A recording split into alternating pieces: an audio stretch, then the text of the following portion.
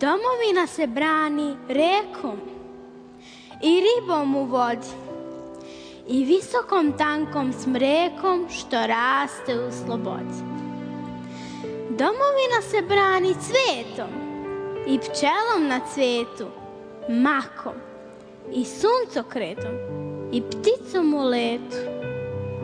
Domovina se brani knjigom i pesmom o nebu, sestrinom suzom, majčinom brigom i onim brašnom u hlebu. Domovina se brani lepotom i čašću i znanjem. Domovina se brani životom i lepim vaspitanjem.